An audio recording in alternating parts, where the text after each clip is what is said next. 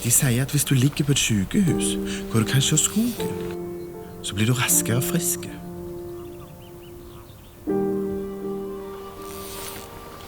I år, på Ten River Strip, fant vi ut at det noe i det de sier. Vi fant noe vi egentlig ikke leide etter. Vi fant ut at trene og froskene kunne fikse det de ikke greide på sykehuset.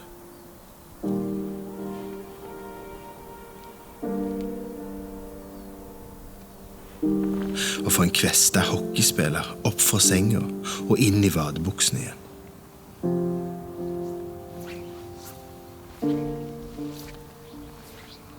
Men det ble en tung start.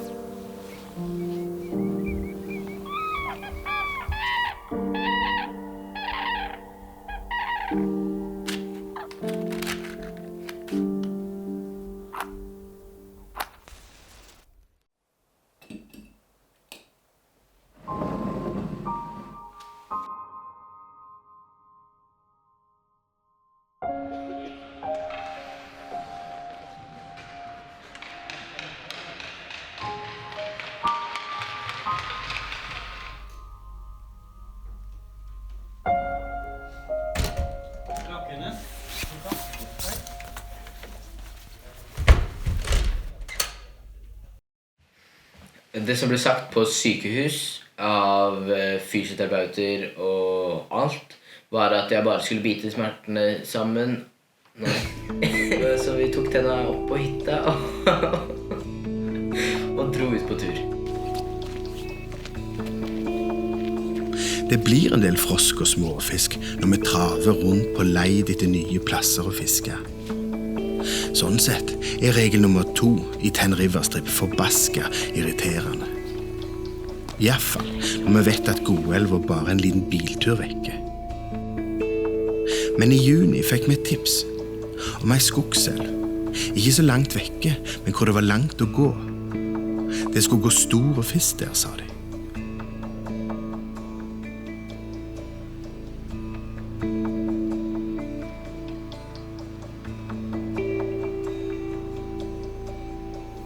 Regel nummer 2 i Ten River Strip passer ganske godt til elver så ingen gidder gå til.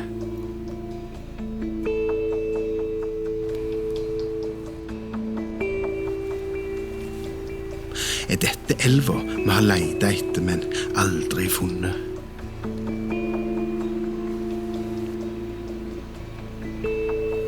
Eller er det bare et myrbrunt bekkaløp som gir liv til frosker og fugler og småfisk?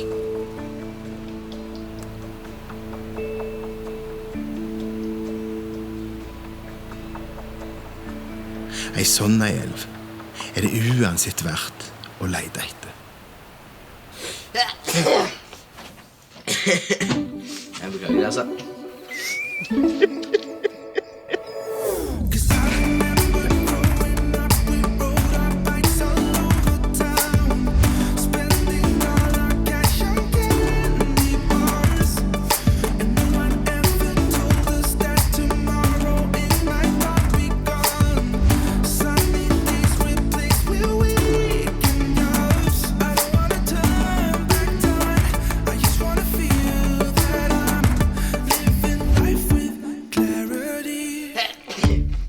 Vi er akkurat ferdig med første uka av Ten River Strip 2017. Første uka har bydd på utfordringer og mye hell.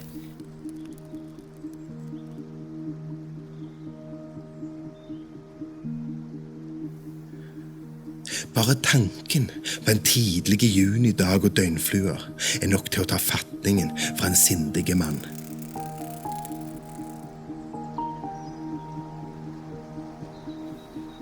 Ei lettfiska sommerelv er bare en drøm som vager fjernt til skyggen av den kalde vinteren.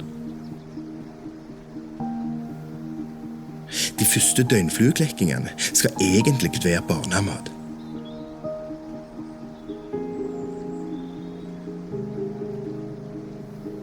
Men det som ser enkelt ut, er ikke alltid like lett.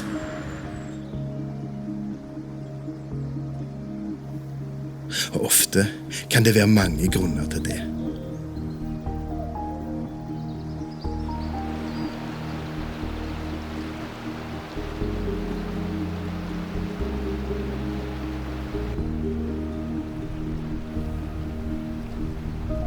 Men alle begynnelser er tross alt en start.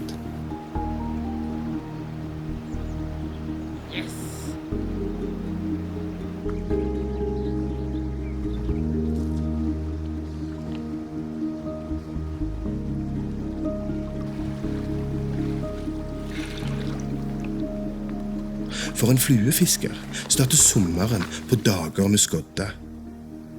På sånne dager ligger alt til rette for årets første døgnflue. 5 grader i vannet. Da kan du bare drite i et godt fiskekass. Ikke snakke.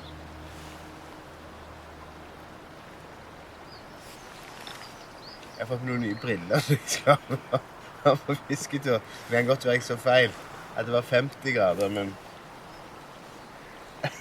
må se på det.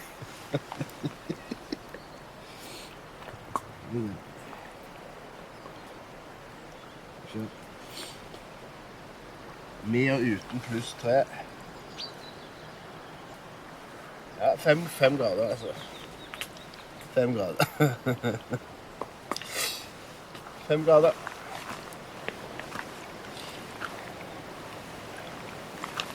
Ja, bare sitte og vente da. Men i skodda, når vi venter på insektsliv, er Ten Rivers Trip mer venting enn fisking. Venting på døgnflua som gjør tørrfluefiske mulig. Baetis rodani er den vanligste av alle døgnfluer i Norge. Den klekker, det sies 2 generasjoner, men entomologene de er litt usikre på om det er 2 generasjoner. Det er om våren her nå, tidlig, sånn som nå når det regner.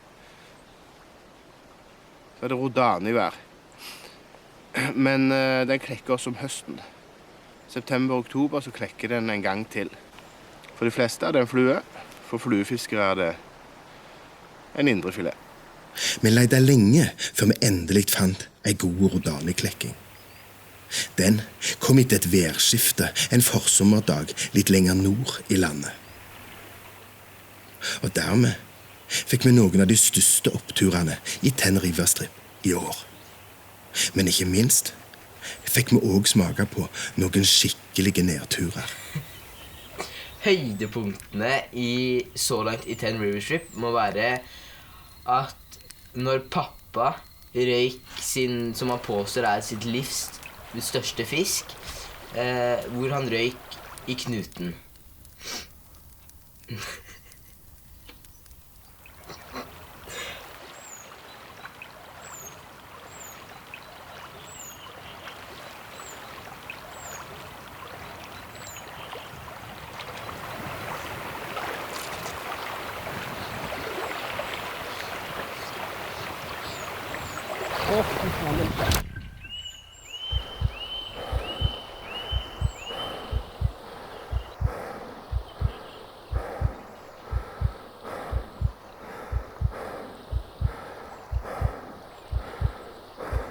Seriøs? Faen, ass. Man ryker ikke fisk, og spesielt ikke knuten, eller hva?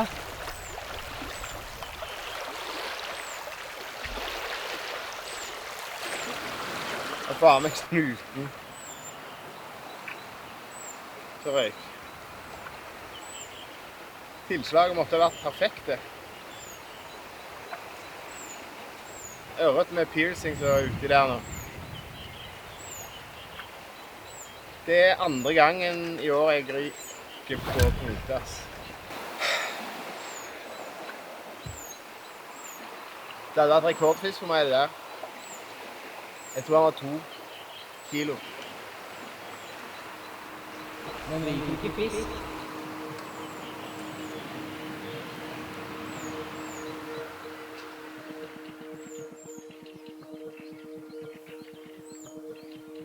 Det var krise i leiren etter første veka i Tenriverstrip.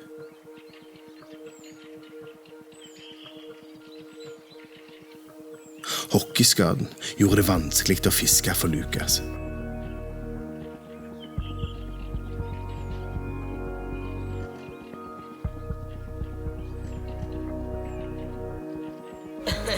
Skal jeg være helt ærlig, så går det ræva. Konsekvensen av dårlige tilslag og elendige knuter var at vi stort sett håva småfisk. Jeg mister ikke, jeg bare får det ikke.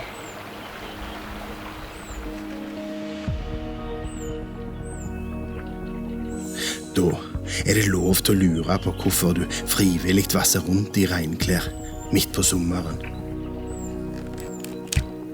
Men har du fisket før, så vet du at det handler om å holde ut.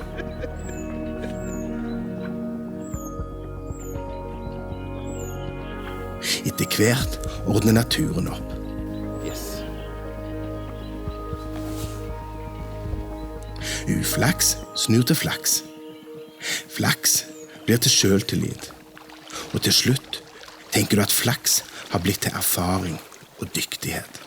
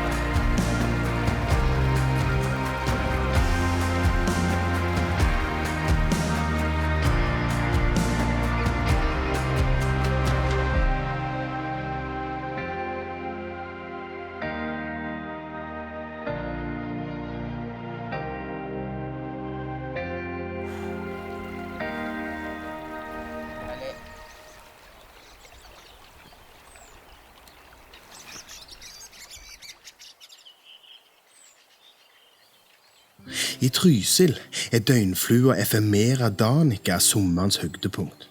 I hvert fall hvis du er fluefisker.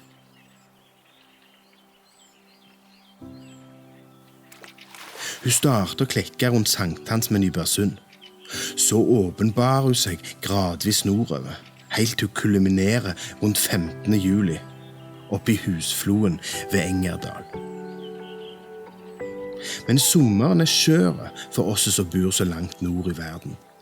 Flom, vær og vind kan lett spolere en Danica-sommer. I år var en sånn sommer. Det var få Danica å se på elva.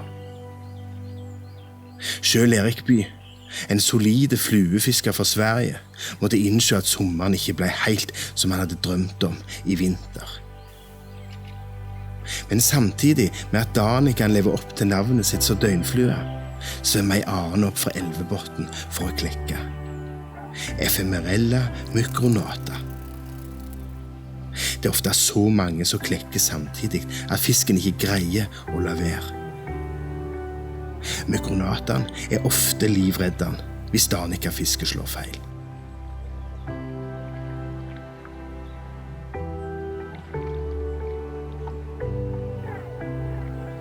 Hun er søsteren til den mer kjente ignitaen som klekker på høsten. Det går omtrent 2,5 mikronater på en Danica. Så langt har det vært mye dårlig vær, mye vind, som har ødelagt nesten alle dagene. Det er bursdagen min, så jeg får håpe at fisken bryr seg om det og gir meg en fisk.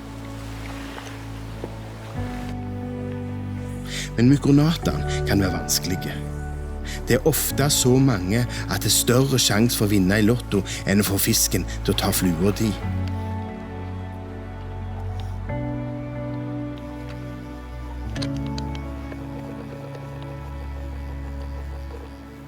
Men fisker du med et klekkamønster som flyter tungt i vannet, er oddsa ganske akseptable.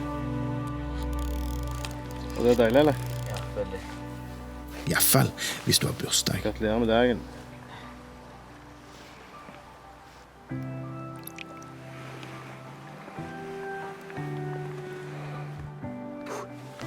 Det var deilig. Det var deilig.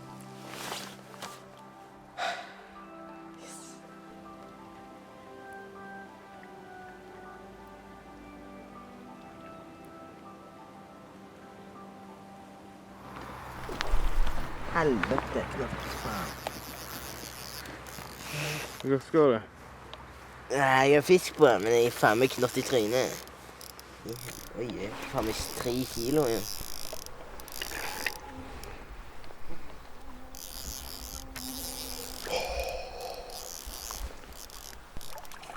Oi, faen meg fin ørret, altså. Jeg egentlig har det da, men...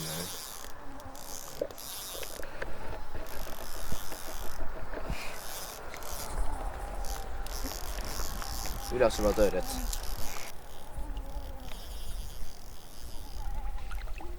Ble det?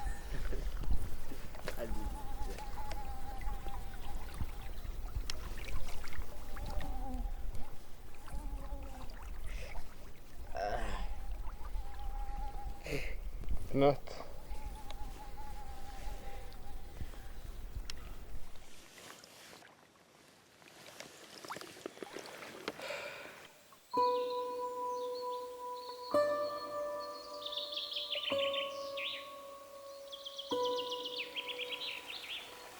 Syn og tanker farer lett her oppe i Rondane. Med Jotunheimen i vest, Dovre i nord og Vestfjeller til Solan Gundersen i øst. Et par Ten River Strip-dager i Atna er som å fiske i et maleri.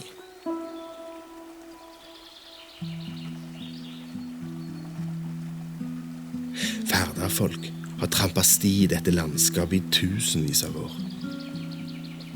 Og det er skrevet hundrevis av reisebøker om Smiu, Belgien, Rondslott og de andre fjellene her i Folldal.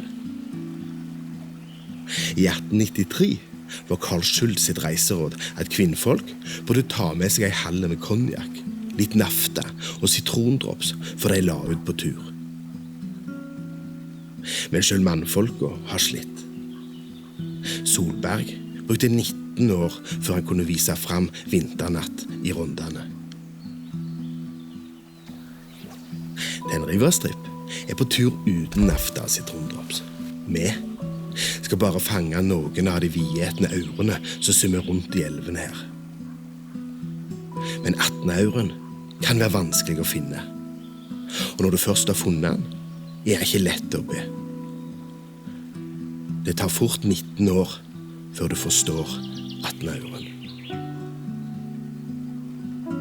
Men får du den først på talefot, er det mulig å snakke forretninger. Men ferdafolket nå til dags kan få selv en balanserte gubbe til å miste likevekten. I hvert fall etter å ha kjekla i hele natt med en oppstandasige aure.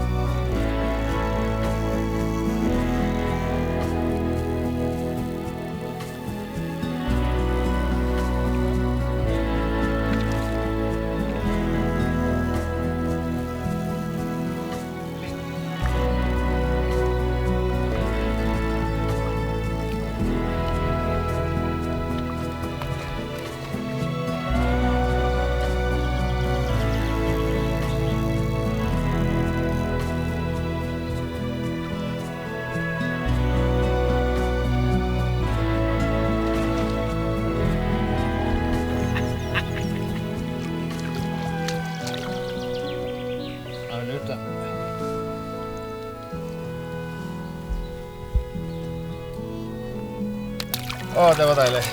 Nå har vi kastet mange 100 kast vi har hatt på din. Og så var det en god gammel klinkhammer han tok på.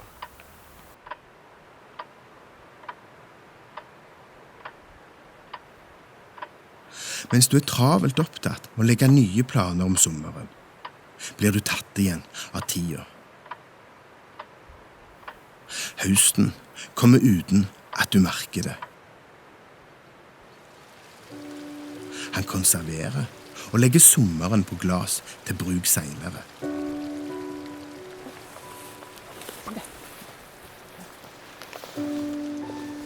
Det glaset er nyttig å ta fram i den mørkeste tida, når du venter på nye vag og døgnfluer.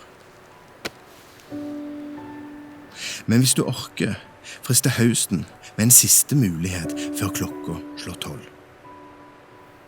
Ten River-stripp er snart over. Det ble 5 nye i år også. Men ikke alle vag var like lovende. Ephemerella ignita er den siste døgnflua. Knøttlida og oliven.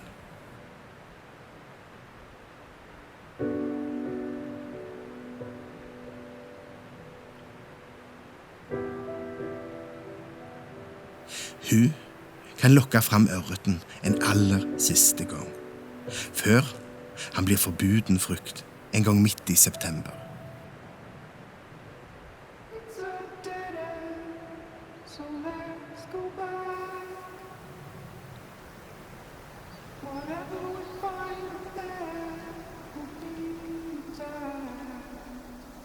For oss er det tid til et siste kast.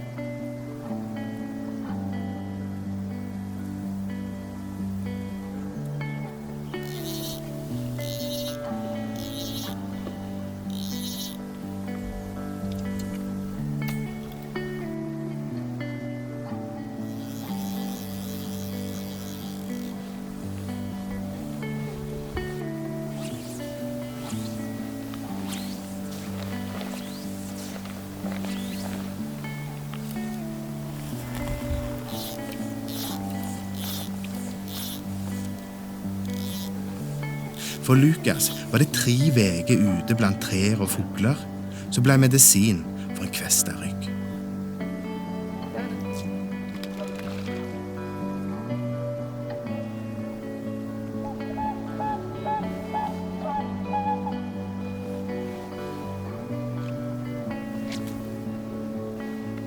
Men det skal mer enn en sterke rygg til for å bære et siste omdrag.